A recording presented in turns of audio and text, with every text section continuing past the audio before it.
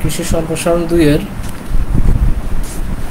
সম্প্রসারণ কর্মধারা যে তৃতীয় অধ্যায়, এটি তোমাদের আজকে হবে। তো শুরুতেই এখানে আমার গুরুত্বপূর্ণ কিছু পয়েন্ট আছে, এগুলো আমি বলে দিব এবং ওইখান থেকে তোমাদের কি কি পরীক্ষায় আসতে পারে সেই জিনিসগুলো একটু উল্লেখ করে যাব আর কি তার একই সাথে। প্রথমেই আছে হলো যে এখানে এই সম্প্রসারণ কর্মধারা জিনিসটা কি 3.1.1 আছে হলো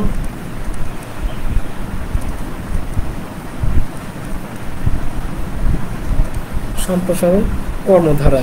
তো মূলত বলছে যে সম্প্রসারণ কর্মীরা বিভিন্ন বয়সের জনগণের সাথে সম্প্রসারণ কর্মধারা এবং তাদের আর্থসামাজিক উন্নয়নের জন্য কাজ করে। যাদের বয়স, শিক্ষাগত যোগ্যতা, জ্ঞান কিংবা অভিজ্ঞতা কিংবা মানুষের সাথে কাজ করার ক্ষমতা, দক্ষতা সবকিছুই কিন্তু আলাদা আর কি। তাই সম্প্রসারণ যে কর্মধারা এটাও কিন্তু একই রকম হইলে চলবে না। সম্প্রসারণ কর্মধারাটা এরকম হয় যেন সবার সাথে তাল মিলিয়ে যেন এখানে কাজ করা যায়, সবাই যেন আমার থেকে সম্প্রসারণ সেবাটা নিতে পারে। মূলত কিন্তু সম্প্রসারণ সেবাটা এই ধরনের হয় আর কি। তো এইখানে যেটা বলছে যে সম্প্রসারণ সার্ভিসের কর্মপ্রক্রিয়া কিন্তু এটা নির্দেশ করে। বাংলাদেশের কৃষি সম্প্রসারণ কার্যক্রম অনেকদিন ধরে কিন্তু চলে আসতেছে এবং এইগুলাকেই কৃষি সম্প্রসারণ কর্মধারা বলে এবং অনেক পরীক্ষা নিরীক্ষার মাধ্যমে এইটা কিন্তু পরিবর্তন করা হয়েছে এবং বলা হয় যে 70 দশকের শেষের দিকে এটা পরিবর্তন করা হয়। এই পদ্ধতি কিন্তু এ পর্যন্ত ভিত্তি হিসেবে প্রচলিত ছিল। এখন পরবর্তীতে কি করছে, এখানে আছে যে 3.1.2 আছে হলো সংশোধিত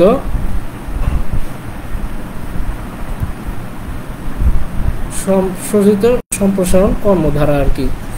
তো এইখানে কি আছে যে এটা এমন এক ধরনের কর্মধারা যেখানে প্রধানত চাহিদা ভিত্তিক হবে এবং দলের সাথে অংশগ্রহণমূলক হবে, কর্মসম্পাদন ভিত্তিক হবে এবং অন্যান্য সম্প্রসারণ সেবা প্রদানকারী সংস্থার সাথে এখানে কিন্তু সমন্বিত হবে এবং সম্প্রসারণ সেবার ফলপ্রসূতা এবং কার্যকারিতা বৃদ্ধির জন্য কৃষি সম্প্রসারণ অধিদপ্তর তার নিজস্ব অভিজ্ঞতার আলোকে এবং আরও কিছু বাস্তবধর্মী এইগুলা পদ্ধতি এর ভিতরে অ্যাড করছে আর কি। এবং এদের কিছু কিন্তু মিশন আছে। এইখানে একটা গুরুত্বপূর্ণ প্রশ্ন আসে হলো কৃষি সম্প্রসারণ বা ডিআইর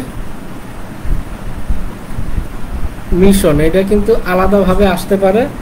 ডিআইর মিশনগুলা কি এই জিনিসটা, সেটা হলো যে গবেষণা প্রতিষ্ঠান এবং সম্প্রসারণ কাজের সাথে জড়িত সরকারি বেসরকারি সংস্থাগুলো আছে তাদের সাথে অংশগ্রহণমূলক বা অংশীদারিত্বমূলক ব্যবস্থা গড়ে তোলা।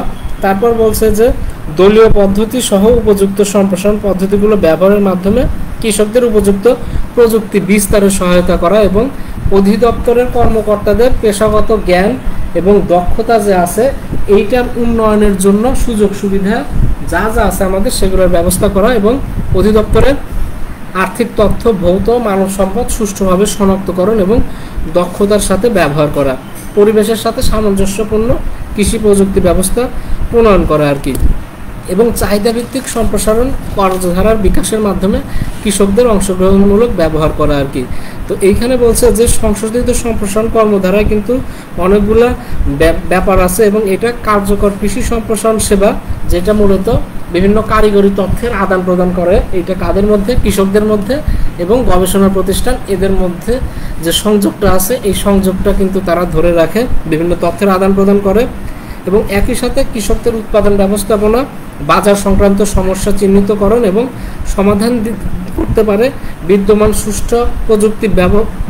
প্রযুক্তি সুষ্ঠু ব্যবহারে এবং নতুন প্রযুক্তি প্রবর্তনে সম্প্রসারণ কৃষি সম্প্রসারণ কৃষকদের সাহায্য করতে পারে এবং এই জন্য 5টি নীতিমালা আছে হলো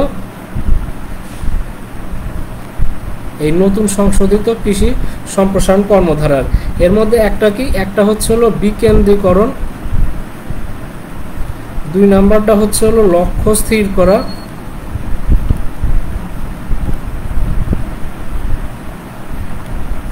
3 নাম্বারটা কি আছে চাহিদার প্রতি সাড়া দেয়া,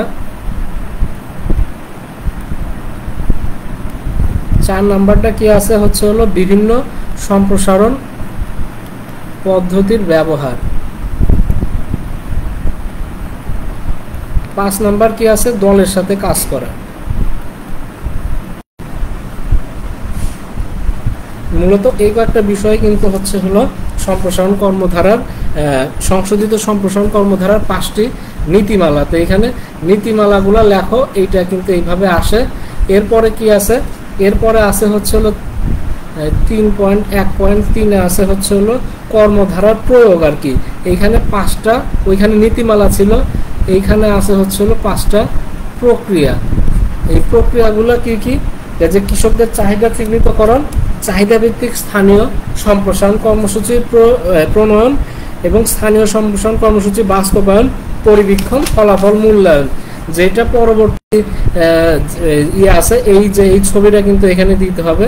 এখানে আছে হচ্ছে হলো চাহিদা নিরূপণ যেটা আছে, তারপরে কি আসলো পরিকল্পনা প্রণয়ন,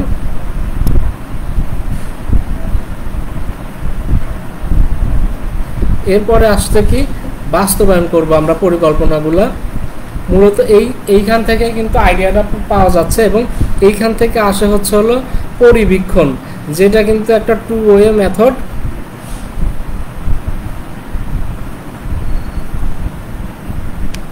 এবং এর সাথে আছে হচ্ছে হলো এখানে মূল্যায়ন, এবং মূল্যায়নের সাথেও কিন্তু পরিকল্পনা প্রণয়নের একটা সংযোগ আছে। তো এইখানে বলছে যে কৃষকের চাহিদা নিরূপণ করতে হবে। তো চাহিদা নিরূপণের মূলত প্রথম কাজটাই কি, তাদের কি কি সমস্যা আছে এবং সেই সমস্যার সমাধান কেমন হইতে পারে, এবং তাদের কি সম্পদ আছে, কি সম্পদের ভিত্তিতে এই চাহিদাগুলো পূরণ হবে, এই সবগুলা কৃষকের কৃষি কিংবা গৃহস্থালী আর যা যা আছে তা নিয়ে কিন্তু হচ্ছে হলো ফার্মার ইনফরমেশন নিড অ্যাসেসমেন্ট যেটা আছে, FINA, ফিনা, এইটা কিন্তু ফিনা দ্বারা কিন্তু করতে হয় আর কি, ফার্মার ইনফরমেশন নিড অ্যাসেসমেন্ট। তারপর আছে হচ্ছে হলো পরিকল্পনা, সেই পরিকল্পনাটা আর কি সম্প্রসারণ কর্মসূচি পরিকল্পনা, যে এই যে ফিনার মাধ্যমে কৃষকদের যে তথ্য আনা হইলো সেইগুলো হচ্ছে হলো সম্প্রসারণ পরিকল্পনার বিভিন্ন স্তরে কিন্তু ব্যবহার করা হয়। এবং কৃষি সম্প্রসারণ অধিদপ্তর কিন্তু উদ্দেশ্যের ভিত্তিতে বিভিন্ন রকম সম্প্রসারণ পরিকল্পনা বলে দিয়েছে, সেগুলো আমরা পরবর্তীতে দেখব। এখানে জেলা উপজেলা ডিএর বিভিন্ন ক্ষেত্রে কিভাবে করবে এটা বলা আছে। এরপরে আছে হচ্ছে হলো বাস্তবায়ন। বাস্তবায়ন কি, সম্প্রসারণ কর্মসূচি কিন্তু মৌসুম ভিত্তিতে বাস্তবায়ন করা হয়, যেখানে একটা বার্ষিক পরিকল্পনা তো থাকেই, এর সাথে সাথে বিভিন্ন মৌসুম আছে, যেটা রবি, খরিফ 1, খরিফ 2 সহ। এই মৌসুমগুলোতে কিভাবে কি কি কাজ করা হবে, এই সেকশন অনুযায়ী এগুলাকে ভাগ করে কিন্তু পরিকল্পনা করা হয়।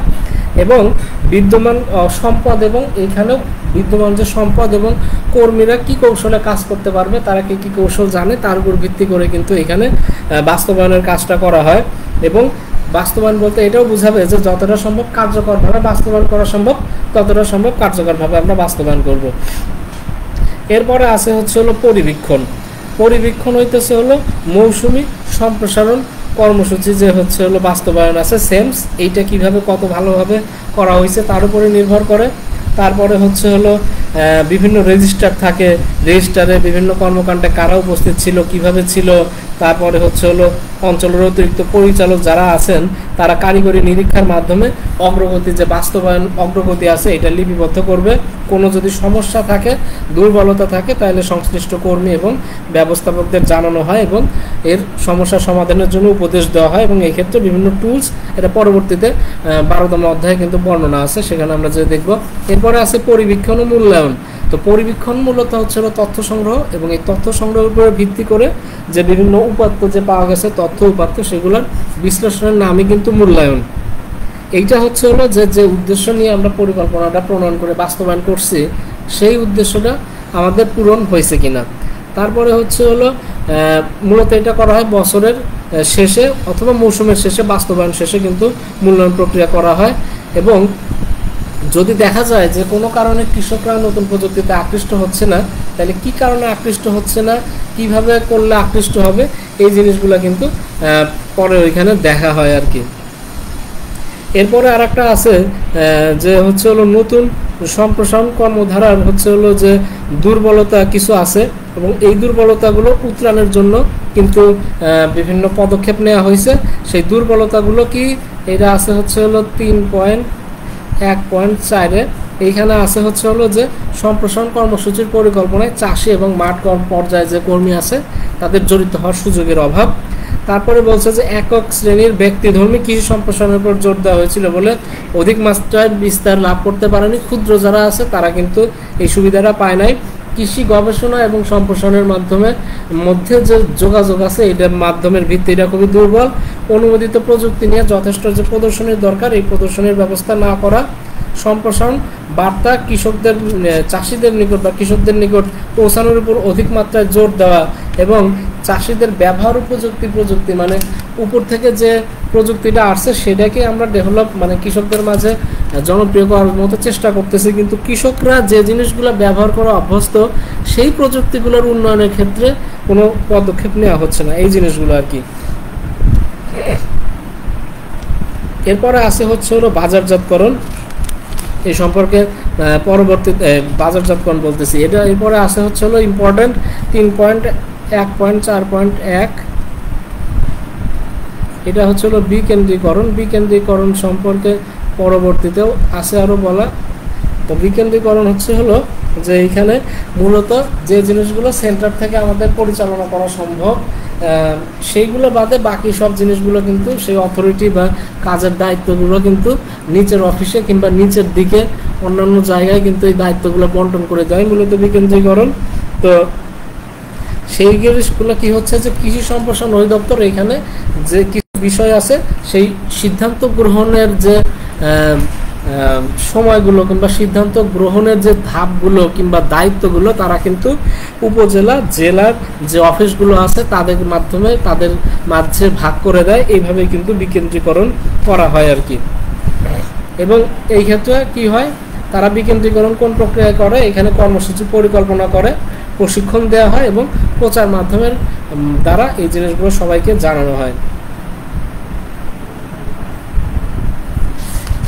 এইটা মূলত হইতেছে হলো নতুন সম্প্রসারণ কর্মধারার প্রয়াসের মধ্যে আছে। এরপরে আছে হচ্ছে হলো কৃষকদের তথ্যের চাহিদার প্রতি সাড়া দেওয়া। এরপরে কি হয় যে কৃষকদের কি কি তথ্য মানে কি কি চাহিদা আছে এই জিনিসগুলো আমরা ওইখান থেকে জেনে নিই, এই কথাগুলো বারবার আসে আর কি। তো বলতেছে যেহেতু চাষি এবং সম্প্রসারণ কর্মীবৃন্দ খামার ও মাঠ পর্যায়ের সমস্যার সম্ভাবনা চিহ্নিত করার জন্য সবচেয়ে সুবিধাজনক অবস্থায় অবস্থান করেন, মানে তারা যেহেতু প্রান্তিক অবস্থানে থাকেন তো একদম প্র্যাকটিক্যাল কী কী সমস্যাগুলো মাঠে হচ্ছে এবং কী কী পসিবিলিটিস আছে এই সমস্যা দূর করলে সেই জিনিসগুলো কিন্তু তারা চাষি এবং যারা প্রান্তিক সম্প্রসারণ কর্মী আছে তারা কিন্তু এটা বুঝতে পারেন এবং তারা এইভাবে চাহিদার প্রতি সাড়া দেন এবং তারা বিভিন্ন গ্রুপ তৈরি করে কৃষকদের তাদের মাঝে কিন্তু যোগাযোগের মাধ্যমে বিভিন্ন কাজ করেন, বিভিন্ন তথ্য জানান। তারপরে লক্ষ্য স্থির করা বলছে যে গ্রামাঞ্চলের পরিবেশের বিভিন্ন পরিবারের যে সদস্য আছে তারাই কিন্তু কৃষিকাজে অবদান রাখে এবং এই ক্ষেত্রে তারা লক্ষ্য স্থির করবে কিভাবে যে গ্রামীণ যে কৃষক কৃষাণী আছে তারা বাস্তুভিটায় মানে বসতবাড়ির আশেপাশে যে ফসল উৎপাদন করবে এবং কর্তন কাজে ফসল উৎপাদন পরবর্তী কর্তন কাজে তারা কিভাবে অংশগ্রহণ করবে এরকম লক্ষ্য স্থির করবে। তারপরে যুবক যুবতী যারা ভবিষ্যতে চাষি কিংবা কৃষিকাজ করতে চায় তারা কিভাবে কাজ করবে, এটা ক্ষুদ্র প্রান্তিক চাষি বড় মধ্যম চাষি এই জিনিসগুলো নিয়ে তারা কাজ করবে এবং এই যে গণযোগাযোগ এবং যে প্রচার মাধ্যম যারা আছে যে রেডিও টেলিভিশন সংবাদপত্র কিংবা লিফলেট বুকলেট এইগুলোর মাধ্যমে কিন্তু কৃষি সম্প্রসারণ কর্মসূচি কিংবা সম্প্রসারণ বিভিন্ন প্রযুক্তি এই সম্পর্কিত তথ্য কিন্তু দ্রুত কৃষকদের মাঝে কিন্তু এখানে পৌঁছায় দেওয়া হয়। তো এই জিনিসগুলো আছে আর কি।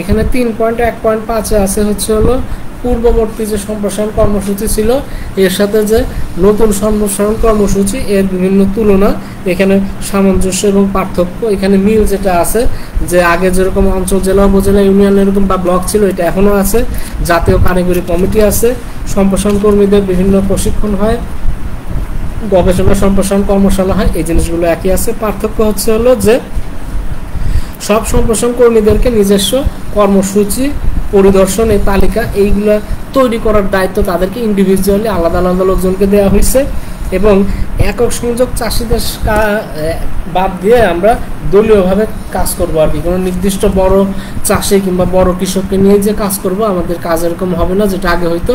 এখন আমরা গ্রুপে কাজ করব। তারপরে গণমাধ্যম এবং দলীয় সম্প্রসারণ কর্মসূচি আমরা ব্যবহার করি। তারপরে হচ্ছে হলো গ্রামীণ জনগোষ্ঠীর তারা যে বিষয়গুলো নিয়ে কাজ করে, তারা যেগুলো জানে, এইগুলোর উন্নয়নের উপরে কাজ করা হয়। তারপরে উপজেলা জেলা ভিত্তিক পরিবীক্ষণ এবং মূল্যায়ন আরও ভালোভাবে করা যায়। এবং 18তে এখানে কৃষি কারিগরি কমিটি, এগ্রিকালচারাল টেকনিক্যাল কমিটি গঠন করা হয়েছে এবং কৃষি সম্প্রসারণ এবং বিভিন্ন গবেষণা প্রতিষ্ঠানের মধ্যে লিয়াজো অফিস স্থাপন করা হয়েছে, যেটা আমরা আগে বলে আসছি যে কী জন্যে আগের যে সম্প্রসারণ কর্মসূচি ছিল সেটা ফলপ্রসূ হইতো না, যে তাদের যে সম্প্রসারণ এবং যোগাযোগ কৃষি গবেষণার মধ্যে যে যোগাযোগের যে ঘাটতিটা ছিল এটা কমানোর জন্য লিয়াজো অফিস স্থাপন করা হচ্ছে এবং এই জিনিসগুলো নিয়ে কাজ করা হয়। এখানে 3.2 কিছু গুরুত্বপূর্ণ কথা আছে, সেটা হচ্ছে হলো যে বিভিন্ন ধরনের সম্প্রসারণ কর্মধারা।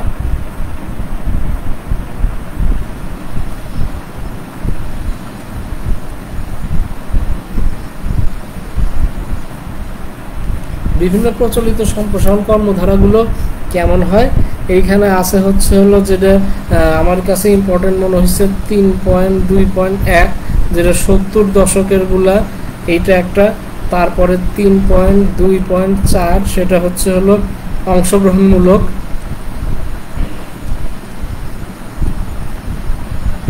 আর একটা হচ্ছে 3.2.6 সম্ভবত খামার ব্যবস্থার উন্নয়ন।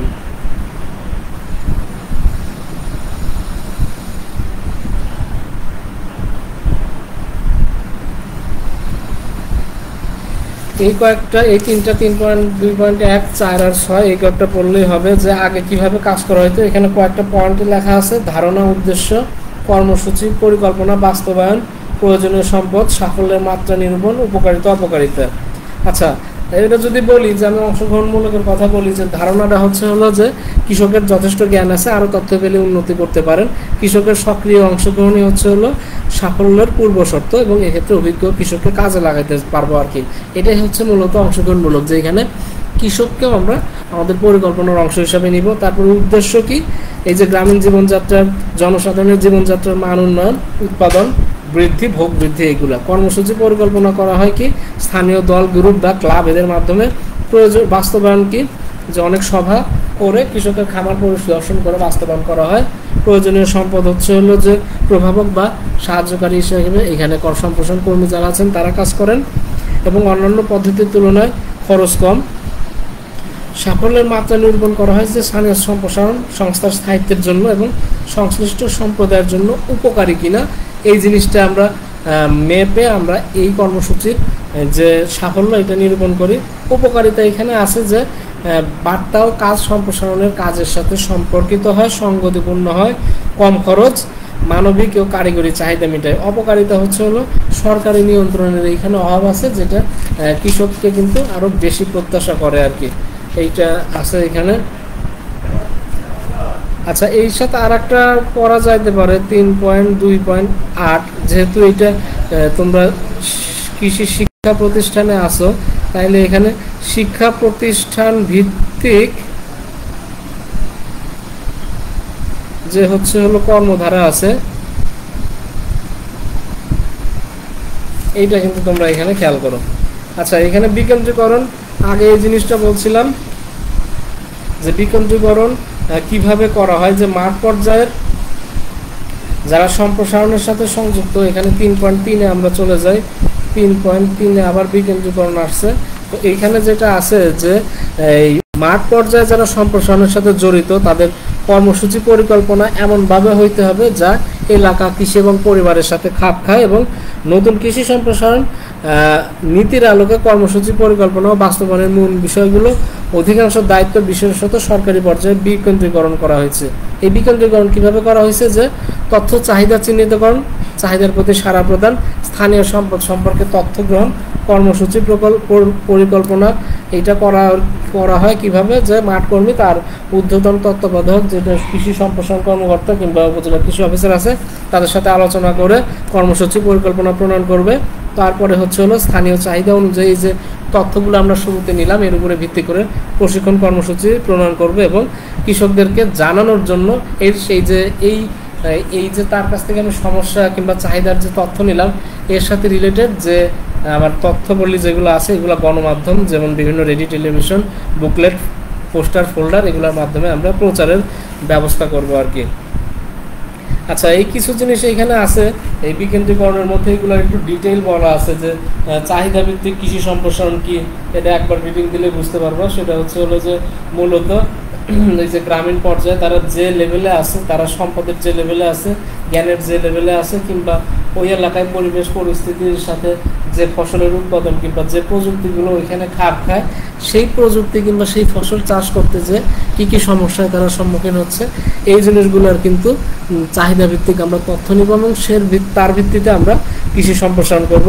সকল শ্রেণীর কৃষক দলের সাথে কাজ করব। এখানে যেরকম বড় কৃষক যাদের 2-3 হেক্টর কিংবা 2-3 একর জমি আছে তাদেরকে নিয়েও যেমন কাজ করব, তেমন ক্ষুদ্র ভূমিহীন প্রান্তিক যারা চাষি আছে, বর্গা চাষি আছে, তাদেরকে বিভিন্ন গ্রুপ তৈরি করে দল তৈরি করে কিন্তু যে স্বল্পস্থায়ী হইতে পারে কিংবা বিভিন্ন উদ্দেশ্য ভিত্তিক দল হইতে পারে, যেমন মৌসুমী কীটপতঙ্গ নিয়ন্ত্রণকারী দল কিংবা কৃষক সমবায় সমিতি কিংবা অমুক ধান চাষি কিংবা গম চাষি, তাদের একটা গ্রুপ করে এইভাবে বিভিন্ন দল করে তাদেরকে কিন্তু একসাথে আমরা বসায় বিভিন্ন সম্প্রসারণ তথ্য কিন্তু আমরা দিয়ে দেবো আর কি। এবং এর মাধ্যমে কি হবে যে কর্মী এবং কৃষকদের মধ্যে একটা নিবিড় এবং অংশগ্রহণমূলক সম্পর্ক কিন্তু গড়ে উঠবে। তারপরে কৃষি গবেষণা এবং কৃষি সম্প্রসারণ সেবার ভিতরে সম্পর্ক তাদের ভিতরে যে যোগাযোগটা আছে এটা আরও জোরদার করতে হবে।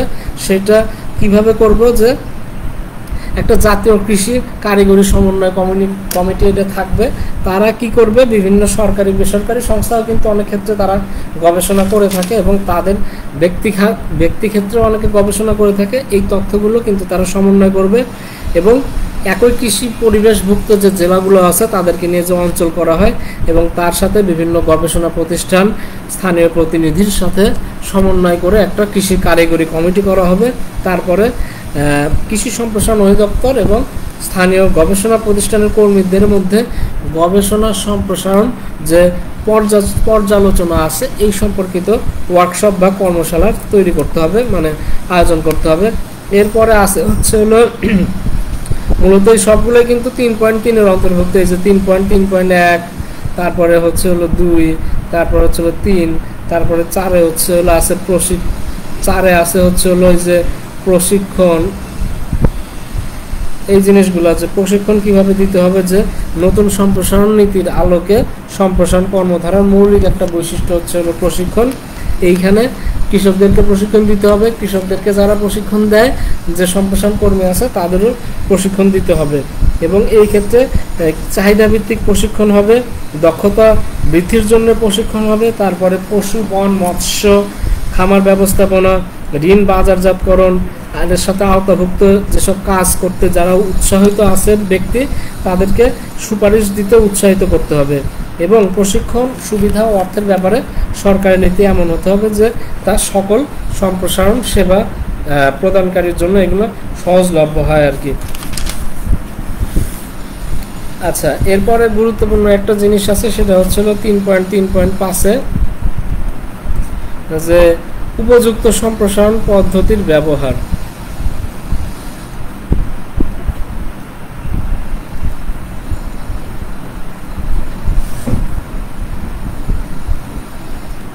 উপযুক্ত সম্প্রসারণ কর্মসূচি কিভাবে আমরা ব্যবহার করব, সেটা হলো কয়েকটা পদ্ধতিতে আমরা করতে পারি।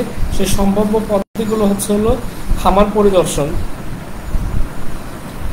যে কোনো মাঠ পর্যায়ে কোনো কৃষি কর্মী তিনি এই বিভিন্ন কৃষকের খামার পরিদর্শন করে সেখানে কিন্তু তার সুবিধা অসুবিধা যে জিনিসগুলো আছে কিংবা সে যদি ভালো কোনো পারফরমেন্স দেখায় ওইখানে ভালোভাবে যদি কাজ করে তাহলে ওই চিত্রটা সবাইকে কিন্তু যে গ্রুপের যে বাকি সদস্য আছে তাদেরকে কিন্তু দেখাইতে পারে। তাইলে কিন্তু এই একটা এই উপযুক্ত একটা এখানে সম্প্রসারণ পদ্ধতি কিন্তু এটা ব্যবহার করা যায়। তারপরে গণমাধ্যম, যেটা যে রেডিও টেলিভিশন সহ আরও যে বিভিন্ন প্রচারণা আছে, বিভিন্ন বুকলেট লিফলেট, এগুলোর মাধ্যমে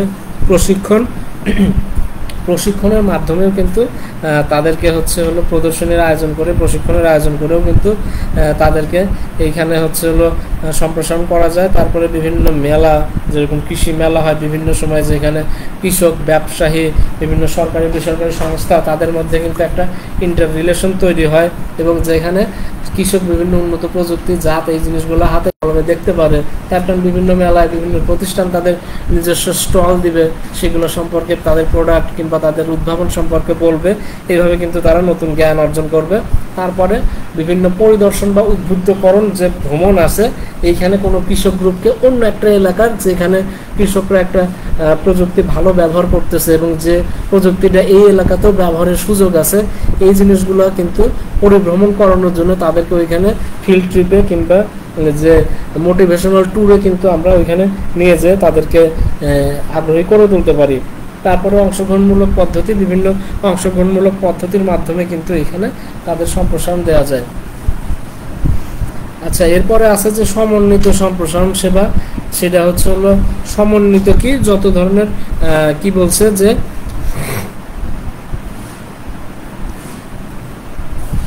সংশ্লিষ্ট যা যা আছে এখানে সবকিছু মিলায়ে সবাইকে টোটাল সবকিছু, সব ফসল নিয়ে একটা সেবা দেওয়াটাই কিন্তু এখানে সমন্বিত সম্প্রসারণ সেবা, এইটা কিন্তু এখানে দেয়া হয়। তারপরে এখানে আছে যে, এটা বেশি ইম্পর্টেন্ট না, এরপরে আছে যে 3.3.7 পরিবেশ সংরক্ষণের সমন্বিত সেবা।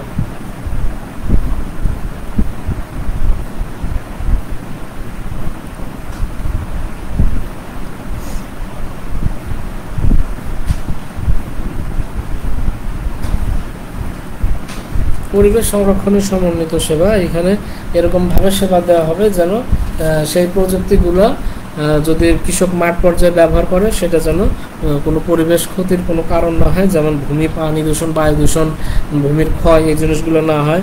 পরিবেশ সুরক্ষার জন্য কার্যক্রম গড়ে তোলা এবং সরকারি বেসরকারি খাতে পরিবেশ সংক্রান্ত বিষয়গুলির রক্ষার সক্ষমতা বৃদ্ধি করা, এবং এই পরিবেশ ব্যবস্থাপনা কার্যক্রমে জনগণের অংশগ্রহণের যে সুযোগ আছে এগুলো বৃদ্ধি করা, এবং এই ক্ষেত্রে বিভিন্ন নীতিমালা তৈরি করতে হবে এবং জাতীয় কৃষি পরিবেশ উপযোগী কৃষি কার্যক্রম গড়ে তুলতে হবে।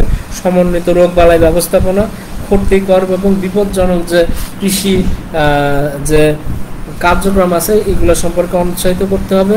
তারপরে হচ্ছে হলো যে উপকারী যে আছে, যে জিনিসগুলো পরিবেশের উপকার করবে, যেমন জৈব বালাইনাশক, জৈব সার ব্যবহার করা, এই সম্পর্কিত বিষয়গুলোতে আগ্রহী করা।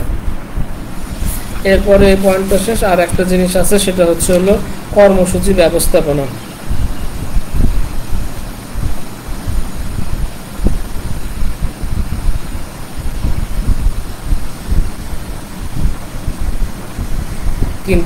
আছে কর্মসূচি ব্যবস্থাপনা, এবং কর্মসূচি ব্যবস্থাপনা হচ্ছে এমন একটা পদ্ধতি যার মাধ্যমে সরকারি যারা কৃষি অফিসার আছে তারা নিজেরাই নিজের কাজের পরিকল্পনা এবং সম্পাদিত কাজের নিরূপণ করেন। এটি আগে পাখির পরিদর্শন সূচির মাধ্যমে করা হইতো, এবং এর দুর্বলতাগুলো দূর করার জন্য ডিএই কি করছে যে নিম্নলিখিত মানে কিছু নতুন এইখানে কার্যকলাপ তারা দিছে। এর কয়েকটা ধাপ আছে, ধাপগুলা হচ্ছে হলো 5টা ধাপ আছে। যে প্রত্যেক পক্ষ মানে 15 দিন, যেটা হচ্ছে হলো অর্ধমাসিক, যেটা 15 দিনের জন্য প্রত্যেক পক্ষের শুরুতে 2 সপ্তাহ এক পক্ষ, তাহলে উপসহকারী কৃষি অফিসার কর্তৃক ওই পক্ষের জন্য তার কাজের পরিকল্পনা তৈরি, এবং এই ব্যাপারে তার যে তত্ত্বাবধায়ক আছেন কন্ট্রোলিং অফিসার তার সাথে একমত হবেন এবং সেই তার সাথে পরিকল্পনা করে পরিকল্পনা মোতাবেক কাজ করবেন, এবং পক্ষ শেষে যে উপসহকারী কৃষি কর্মকর্তা আছেন তিনি তার সম্পাদিত কাজের মান ও পরিমাণ নিরূপণ করবেন, এবং তত্ত্বাবধায়ক এবং উপসহকারী কৃষি কর্মকর্তা কর্তৃক সভায় সম্পাদিত কাজের মান ও যে পরিমাণ আছে তার গঠনমূলক বিশ্লেষণ করবেন, যে যেরকম হওয়ার কথা ছিল সেরকম হয়েছে কিনা, কিংবা আরো ভালো খারাপ কোনভাবে করা যাইতো আর কি।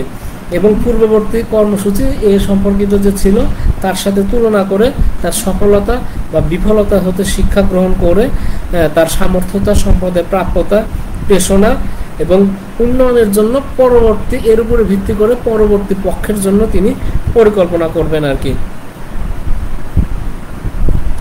এখানে বলছে যে 4টা কলাম থাকে, কলাম 1-এ কর্মসূচির মেয়াদকালে যে কাজগুলো সমাপ্ত করতে হবে সেগুলোর তালিকা থাকে, আর 2-এ থাকে কাজের প্রকাশিত পরিমাণ দেখানোর জন্য নির্দেশক, 3-এ থাকে প্রকৃত অর্জনের রেকর্ড, আর 4-এ থাকে মন্তব্য, যেমন যেখানে থাকতে পারে ব্যর্থতার কারণ এবং অভিজ্ঞতার ফলাফল।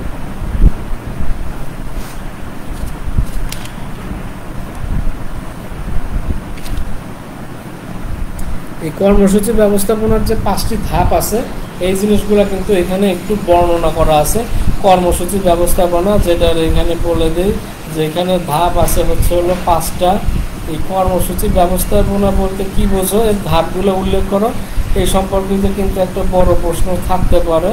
এবং সেই ধাপগুলো মনে রাখলে মূলত এখান থেকে একটু মাথা খাটায় আমরা কিন্তু সহজেই প্রশ্নের অ্যান্সার করতে পারবো। সেটা হচ্ছে হলো যে পরিকল্পনা প্রণয়ন যে আছে ওইখানে এবং অনুমোদনে কয়েকটা জিনিস থাকবে, সেটা হচ্ছে কি করতে হবে, কোথায় করতে হবে, কখন বা কত সময়ের মধ্যে করতে হবে। এবং এইটা করতে হবে যে এখানে স্মার্ট একটা পদ্ধতি আছে, এই স্মার্ট পদ্ধতির ভিত্তিতে এটা এস মানে হচ্ছে হলো যে সুনির্দিষ্ট, ডেফিনিট বা নাগালের মধ্যে হইতে হবে আর কি, যেটা তারপরে এম হইতেছে পরিমাপযোগ্য, যেটা মেজারেবল হবে। এই যে এইটা 5টার নামের এস, এম, এ, আর, টি এই কয়েকটা জিনিসের উপরে ভিত্তি করে। এ হবে হচ্ছে হলো অ্যাচিভেবল বা অর্জনযোগ্য, আর হইতে হবে বাস্তবসম্মত বা রিয়েলিস্টিক, যে লক্ষ্য অর্জন করা যায় না এরকম লক্ষ্য দেওয়া যাবে না। তারপরে হচ্ছে হলো সময় নির্দিষ্ট বা টাইম বাউন্ড হইতে হবে আর কি। তারপরে আছে হচ্ছে হলো কর্মসূচি বাস্তবায়ন আমরা কিভাবে করব, যে এই যে এইভাবে সে যে মিলায় দেখলো এবং এর সাথে আরো কতগুলো জিনিস মিলায় দেখবে, যে ডিএর মিশন স্টেটমেন্ট এবং নতুন সম্প্রসারণ নীতির সাথে সম্পর্কযুক্ত কিনা, এবং এর সাথে হচ্ছে হলো উপসহকারী কৃষি অফিসারদের যে কাজের বিবরণ জব ডিসক্রিপশন এর সাথে মিল করে কিনা, এর উপরে ভিত্তি করে এই যে আর একটা জিনিস বলা হয়েছে যে কন্ট্রোলিং অফিসারের সাথে আলোচনা করবে, সেইখানে হচ্ছে হলো যদি কোনো পরিবর্তনের দরকার হয় তাহলে পরিকল্পনার শুরুতেই পরিবর্তন করে নিতে হবে। তারপরে পূর্ববর্তী পক্ষের কি রেজাল্ট ছিল কিংবা কেমন ফলাফল ছিল এটাও কিন্তু তুলনা করে নিতে হবে। আর এই জিনিসগুলো এভাবেই কিন্তু কি বলছে যে উপসহকারী কৃষি অফিসার যিনি আছেন তিনি এই কর্মসূচি তারপরে নিজের কাছে রাখবেন এবং পক্ষব্যাপী মাঝে মাঝে এই জিনিসটা তিনি ফলো আপ করবেন, দেখে সেভাবে কাজ করবেন। তারপরে কর্মসম্পাদনের মান, এই যে সেই কলামগুলো আছে যে 3 নম্বর কলাম এবং 4 নম্বর কলাম এটা পূরণ করবে, যে প্রকৃত অর্জনের রেকর্ড, ব্যর্থতার কারণ এই জিনিসগুলো সে রেকর্ড করবে। তারপরে হচ্ছে হলো গঠনমূলক সভা এবং নতুন কর্মসূচি সম্পর্কে একমত হয়, যে সে তখন হচ্ছে এই যে কন্ট্রোলিং অফিসার এদের সাথে সভা করে, উপজেলা কৃষি কর্মকর্তা সবার সাথে সভা করে সে কি করবে, এই যদি এর উপর ভিত্তি করে নতুন কর্মসূচি নেওয়ার দরকার হয় সে সম্পর্কিত কিন্তু আলোচনা করবে। এবং এই সভা করলে কি হয়, যে কর্ম সম্পাদনের মান পরিমাণ এগুলা নিরূপণ করা যায়, ভালো কাজের স্বীকৃতি দেওয়া যায় উপসহকারী কৃষি কর্মকর্তাদের, তার পরিকল্পনা যদি ঠিকঠাক মতো কাজে লাগে এবং সে যদি ঠিক মতো বাস্তবায়ন করতে পারে। এই তো, এবং এইখানে কিছু জিনিস মাথায় রাখতে হয়, বন্ধুসুলভ আচরণ করতে হয়, তারপর ইতিবাচক মন্তব্য দিয়ে তাকে আরো মোটিভেশন দিয়ে যেন পরবর্তী পক্ষে আরো ভালো কাজ করতে পারে, এইভাবে কিন্তু কাজ করতে হয়। তারপরে হচ্ছে হলো বিশেষ কোনো সমস্যা থাকলে সে সম্পর্কে তাকে জিজ্ঞাসা করে এই জিনিসগুলো জেনে নিতে হয়। তো মূলত এটাই তোমাদের আজকের ক্লাস ছিল। তো ধন্যবাদ সবাইকে, তোমরা সবাই ভালো থাকবে, পরবর্তী ক্লাসে আবার দেখা হবে।